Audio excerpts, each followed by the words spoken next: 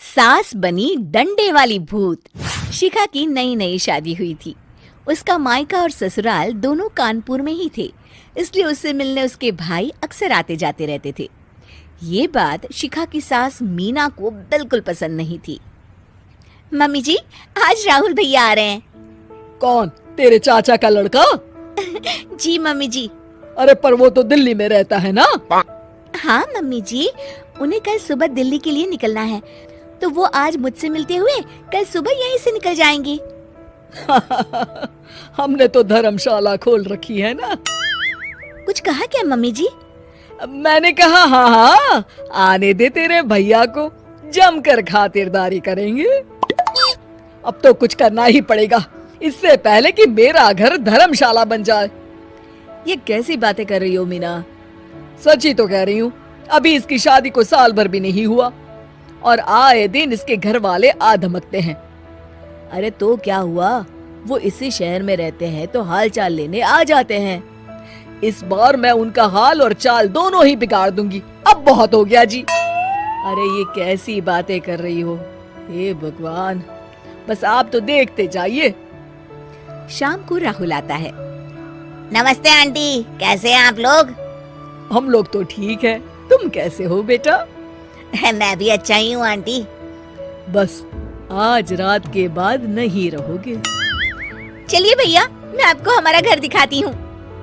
रात में खाने के टेबल पर शिखा, रोहित कहीं दिखाई नहीं दे रहा। जी भैया, वो ऑफिस के काम से बाहर गए हैं, कल शाम तक आएंगे। अच्छा अच्छा। बेटा, क्या तुम भूत प्रेत में मानते हो? नहीं नहीं आंटी जी, पर अचानक आपको ये ख्याल कहाँ से आ गया?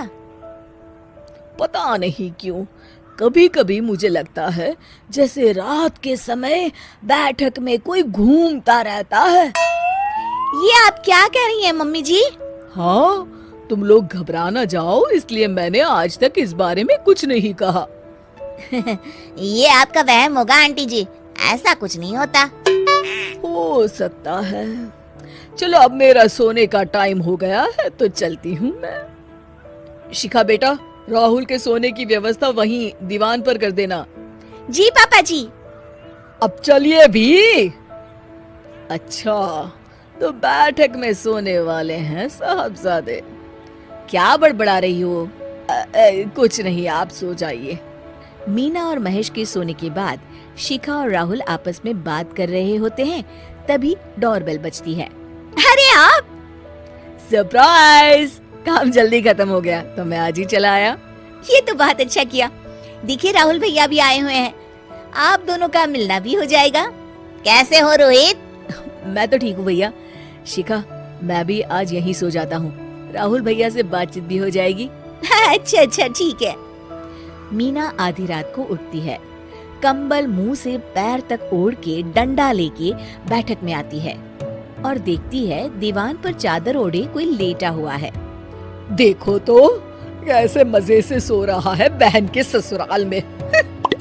मीना ताबड़तोड़ 4-5 डंडे मार देती है। अरे मर गया, अरे बचाओ बचाओ, कौन है? मीना जल्दी से अपने कमरे में भाग जाती है। हे भगवान, ये मैंने क्या किया? ये रोहित कहाँ से आ गया? लगता है ये नालायक राहुल मेहमानों वाले कमरे में सो गया होगा। आज तो इसकी खैर नहीं। उधर बैठक में, अरे क्या हुआ रोहित? मैं बाथरूम में था, तुम्हारे चिल्लाने की आवाज सुनी। पता है भैया, मैं सो रहा था, अचानक से कोई आकर मुझे डंडे मारने लगा। ये क्या कह रहे हो? लगता है तुम भी आंटी की तरह भूत प्रेत में मानते हो। नहीं नहीं भैया, सच में कोई आया था। मैं तो जा रहा हूँ मेहमानों वाले कमरे में सोने के लिए। इस समय अपने रूम में जाऊंगा तो शिखा की नींद खराब हो जाएगी। ठीक है भाई, जाओ तुम, जहाँ तुम्हारा भूत डंडा लेके ना आ सके। थोड़ी देर बाद मीना कंबल ओढ़ के डंडा लेकर मेहमानों वाले कमरे में पहुँच जाती है। वो बिस्तर पर सोए रोहित को फिर डंडों से मारने लगती है। अरे मर गया, अरे मर गया। तू भूत प्रेत में नहीं मानता ना? ये ले, अब डंडे खा। हैं? ये तो माँ की आवाज है। रोहित कंबल खींच देता है। बेटा तू, अरे ये क्या कर रही हो माँ? मार मार के मेरा भरता बना दिया आपने। माफ कर दे मेरे लाल, मैंने तो तुझे ही मार मार के लाल कर दिया। मैं तो उस राहुल के बच्चे को सबक सिखाना चाहती थी। राहुल भैया को? हाँ बेटा, मुझे लगा अगर उसे डंडे मारूंगी तो शिखा के मायके वाले यहाँ आना छोड़ देंगे। हे भगवान, माँ ये घर शिखा का भी है, उसके घर वाले जब चाहे आ सकते हैं। हाँ बेटा, आज मुझे भगवान का इशारा समझ में आ गया। मैं कितना गलत करने चली थी और अपने ही बेटे को चोट पहुंचा दी। अब चुपचाप जाके सो जाओ माँ, और किसी को कुछ बताने की जरूरत भी नहीं है। शिक्षा दूसरों का बुरा चाहने वालों के साथ भी बुरा ही होता है।